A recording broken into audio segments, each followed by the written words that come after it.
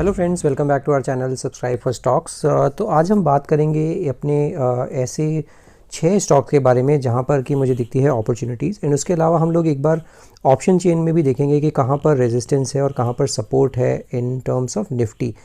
तो आप सभी को पता है कि मैं इसी तरह के इंटरेस्टिंग आइडियाज़ अपने चैनल पर देता रहता हूँ और डिस्क्लेमर भी देता हूँ कहाँ पर मेरी खुद की पोजीशन भी है। तो ये आज की जो वीडियो होने वाली है बहुत ही इंटरेस्टिंग होने वाली है, तो आप ज़रूर अपनी इस वीडियो में एंड तक बने रहिएगा। और इससे पहले कि हम इस वीडियो को स्टार्ट करें, मैं सभी से दरख्वास्त करूंगा कि आप मेरा चैनल ज़रूर सब्सक्राइब कर लीजिए और बेल आइकन दबाना बिल्कुल मत भूलिएगा, क्योंकि आप वीडियोज़ में काफ़ी मुझे सपोर्ट कर रहे हैं और बट अभी तक चैनल सब्सक्राइब नहीं कर रहे हैं, तो वो एक मेरी रिक्वेस्ट ज़रूर रहेगी आप सभी के साथ। तो आज हम इस वीडियो में सबसे पहले बात करते हैं निफ्टी का। मैंने ऑप्शन चेन लगा रखा है और ऑप्शन चेन में आप सभी को पता होगा कि 18,000 का जो एट द मनी ऑप्शन है, ये देखिए ये वाला, इसमें अगर आप देखेंगे तो 1,03,000 कॉन्ट्रैक्ट अभी ओपन है कॉल्स के साइड पर, या कॉल राइटर्स हैं 1,00,000 कॉन्ट्रैक्ट्स में, और इसी के हिसाब से 93,687 ओपन इंटरेस्ट है पुट साइड पर भी। तो इसका क्या मतलब है, इसमें 18,000 के जो लेवल को क्रॉस करना दोनों ही तरफ से टसल है और कॉल राइटर भी इसमें अपनी जोर आजमाइश कर रहे हैं और पुट राइटर भी। अब इसमें कॉल राइटर क्या करते हैं, कॉल राइटर चाहता है कि ये जो है ये ऊपर ना बढ़े, मतलब 18,000 के ऊपर ना जाए, और पुट राइटर क्या चाहता है कि 18,000 के नीचे ना जाए। ठीक है, तो ये होता है कॉल राइटर और पुट राइटर। ये जो पुट्स हैं, ये जो पुट राइटर्स हैं, ये हमेशा चाहेंगे कि इसके इस लेवल के नीचे ना जाए, मतलब कि सपोर्ट दर्शाते हैं। तो ये जो हो गया आपको, वो आपको सपोर्ट दिखेगा यहाँ पर जो है आपको इसी तरह से रेजिस्टेंस दिखेगा। तो ये ध्यान रखिएगा, ये सबसे बड़ी चीज़ है किसी भी ऑप्शन चेन एनालिसिस करते वक्त। अब अगर हम देखते हैं सबसे ज़्यादा रेजिस्टेंस है किस लेवल पर, अगर आप देखते हैं 18,100 पर, तो 18,100 पर 68,000 कॉन्ट्रैक्ट्स हैं, कॉल राइटर्स हैं, और उसके एवरेज में ओनली 29,000 पुट राइटर्स हैं। मतलब यहाँ पर रेजिस्टेंस ज़्यादा है और सपोर्ट कम है।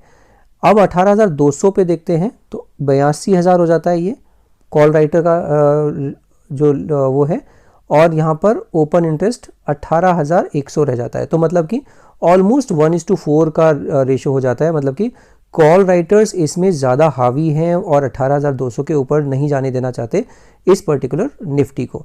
ये जो निफ्टी है ये नेक्स्ट वीक की बात करें, क्योंकि आज ही एक्सपायरी थी, नेक्स्ट वीक 12 जनवरी को जो निफ्टी की एक्सपायरी होगी उस ऑप्शन की हम ये चेन लगा रखी है। तो आप देख सकते हैं 18,200 पर रेजिस्टेंस काफ़ी तगड़ा है, 18,100 पर भी 1:2 का रेशो है। मतलब अगर यहाँ पर 68,000 हैं तो यहाँ पर 30,000 हैं, तो ये 18,100 पर 1:2 है। बट यही 18,200 पे देखते हैं तो 80,000 और यहाँ पर 20,000, तो 1:4 हो गया। ठीक है, ये बहुत ज़रूरी है देखना कि कहाँ पर जमावड़ा बढ़ रहा है, और ये सब चीज़ें बहुत इंपॉर्टेंट है। अब अगर हम 18,300 की देखते हैं तो 18,300 पे 60,000 61,000 है कॉल राइटर्स, और यहाँ पर देखेंगे 18,300 पे सिर्फ 8,000 है। तो ऑलमोस्ट 1:8 का रेशो हो गया, मतलब और ज़्यादा रेजिस्टेंस का काम करेगा 18,300।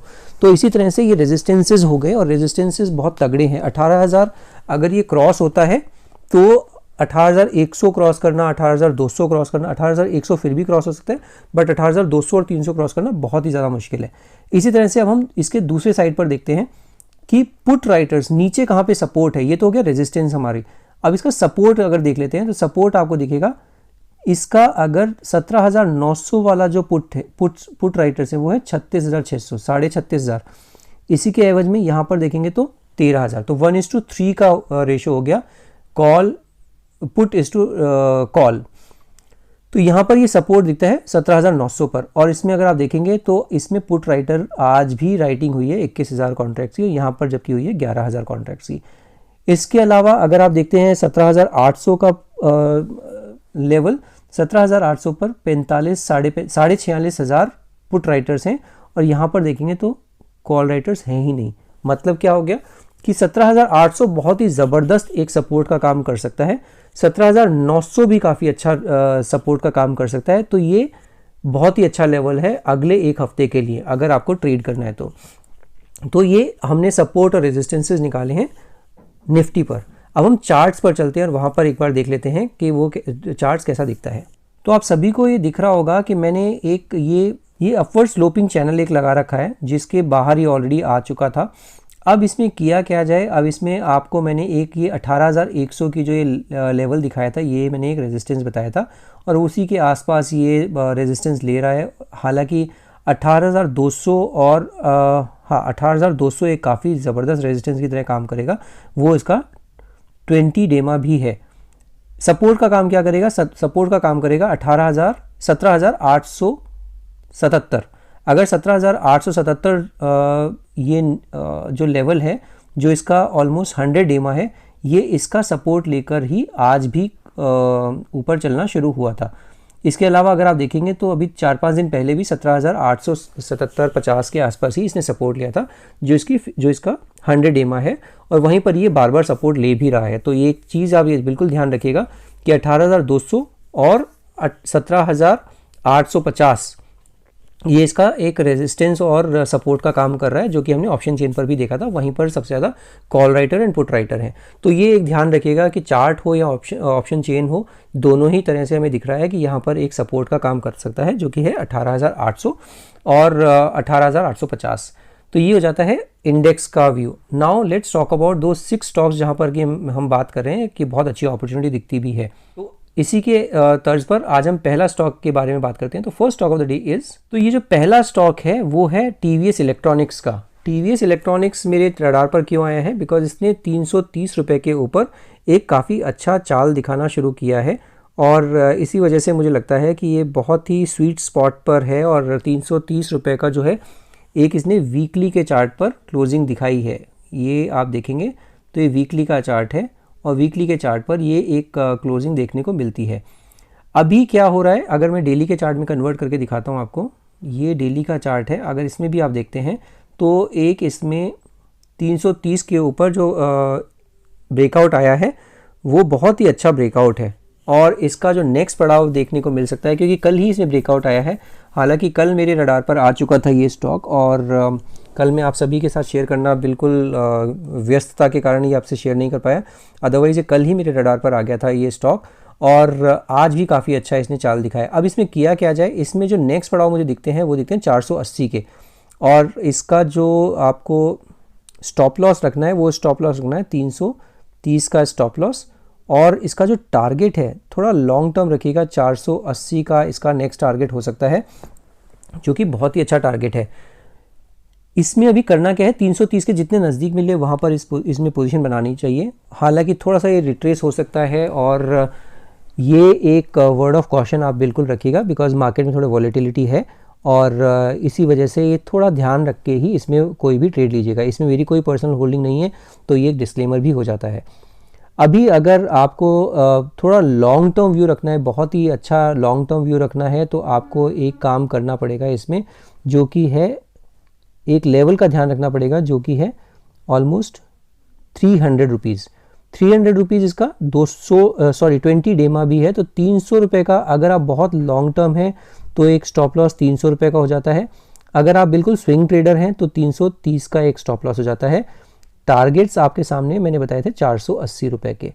वॉल्यूम आप देख सकते हैं कितनी ज़बरदस्त वॉल्यूम्स इसमें बन रही हैं, तो ये भी बिल्कुल बहुत ही अच्छा स्टॉक लगता है। हालांकि RSI 77.8 है, तो ओवरबॉट सिचुएशन में जाने के कगार पर है, तो थोड़ा सा रिट्रेस हो तो उसमें पोजीशन बनाने के बारे में सोच सकते हैं, और थोड़ा सा एक्यूमुलेट भी कर सकते हैं। तो ये आज का पहला स्टॉक हो जाता है। Now let's talk about the second stock of the day.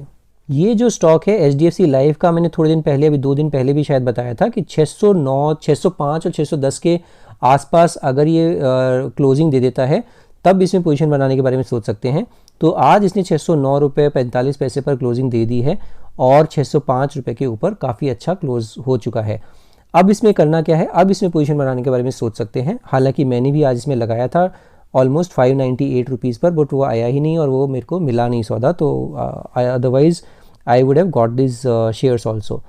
एक डिस्क्लेमर ये भी है कि मैंने पोनी शुगर में अपना प्रॉफिट बुक कर लिया है, तो वो एक मैंने आपको सभी को बताया था, पोनी शुगर मैंने अपनी पोजीशन बनाई है वो, उसमें मैंने अपना प्रॉफिट बुक कर लिया है। मैं इसको HDFC लाइफ में कन्वर्ट करने की सोच रहा था। हालांकि कल एक बार देखते हैं मार्केट में, अगर थोड़ा सा भी डिप आता है तो मैं HDFC लाइफ में ज़रूर पोजीशन बनाने के बारे में सोचूंगा। 609 रुपये के आसपास आज क्लोजिंग दी है, बहुत ही अच्छी क्लोजिंग है, और इसमें भी आप एक अच्छा सा 600 रुपये के आसपास का एक अपना स्टॉप लॉस लगा लीजिएगा। 600 के ऊपर अभी जब तक है तब तक अच्छा है, पॉजिटिव है, और इसमें काफ़ी अच्छे रिटर्न्स भी मिल सकते हैं आपको देखने वाले आने वाले टाइम में। तो स्टॉप लॉस आप सभी का हो जाता है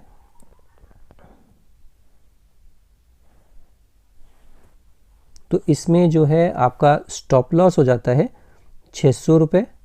और अगर आप लॉन्ग टर्म इन्वेस्टर हैं तो कहाँ पे ले सकते हैं, इसमें 580 का स्टॉप लॉस लगा सकते हैं अगर लॉन्ग टर्म इन्वेस्टर बनना चाहते हैं हम, क्योंकि कंपनी के फंडामेंटल्स में कोई कमी नहीं है और इंश्योरेंस सेक्टर चल भी रहा है। इसका जो टारगेट दिखता है मुझे वो दिखता है 680 रुपये का। तो अगर आपको देखेंगे तो रिस्क रिवॉर्ड तो भी अगर 580 का भी स्टॉप लॉस लगा लेते हैं तो भी अच्छा खासा 1:3 1:4 का स्टॉप रिस्क रिवॉर्ड निकल जाता है आपका। तो ये आज का सेकंड स्टॉक है, और इसमें अगर आप देखेंगे तो पॉजिटिव क्रॉसओवर होने ही शुरू हुए हैं। 70 का RSI नंबर है तो वो भी बहुत अच्छा है, और मैंने आपको बताया था 600 रुपये पर काफ़ी कॉल राइटर्स खड़े थे, और वहाँ पर अगर ये जो कॉल राइटर्स अभी अपना पोजीशन स्क्वायर ऑफ करेंगे तो काफ़ी अच्छी शॉर्ट कवरिंग भी आ सकती है इस पर्टिकुलर स्टॉक में। तो ये आज का सेकेंड स्टॉक हो जाता है। Now let's talk about the third stock of the day. ये जो थर्ड स्टॉक है ये इसका नाम है सूर्या रोशनी। सूर्या रोशनी क्यों मेरे लेवल रडार पर आया है, इसमें क्योंकि 535 रुपये पर काफ़ी अच्छा एक ब्रेकआउट आया है, और अब जो है आप को देखने को मिलेगा कि इसमें जो नेक्स्ट पड़ाव देखने को मिलेगा वो काफ़ी अच्छा टारगेट मिल सकता है इसमें आपको, जो ऑलमोस्ट आता है 660 रुपये के आसपास। तो अभी करना क्या है इसमें सिर्फ आपको स्टॉप लॉस लगाना है 535 रुपये के आसपास, और टारगेट जो होता है वो हो जाता है 680 रुपये के आसपास। तो काफ़ी बढ़िया रिस्क रिवॉर्ड है, और ये भी बहुत ही बढ़िया स्टॉक है, काफ़ी अच्छे लेवल्स पर अभी आपको मिल रहा है, तो डेफिनेटली इसमें पोजीशन बनाने के बारे में सोच सकते हैं। हालांकि इसमें मेरी कोई पोजीशन नहीं है। एक और अच्छा चीज़ क्या है, MACD पर पॉजिटिव क्रॉसओवर्स हैं, और RSI का नंबर भी 68 है जो कि बहुत ही बेहतरीन है। तो यहाँ से आने वाले टाइम में आपको अच्छा खासा रिस्क रिवॉर्ड मिल सकता है, और ये इसी को देखते हुए ये मेरे रडार पर भी आया है। 680 रुपये तक आप इसमें वेट कर सकते हैं। हालांकि कोई रिकमेंडेशन नहीं है, आप सभी को पता है एक एजुकेशनल चैनल है, और मैं हर वीडियो में अपना डिस्क्लेमर भी देता रहता हूँ। तो ये आज का थर्ड स्टॉक हो जाता है। Now let's talk about the fourth stock of the day. Fourth stock जो है बड़ी ज़बरदस्त एक कंपनी है जिसका नाम है ABB इंडिया। ABB इंडिया क्यों अच्छी लग रही है मेरे को, क्योंकि ABB इंडिया ने अभी हाल फिलहाल में ही आज ही के दिन अपना 200 डेमा एंड अपना 20 डेमा दोनों को क्रॉस करके ऊपर की क्लोजिंग दे दी है।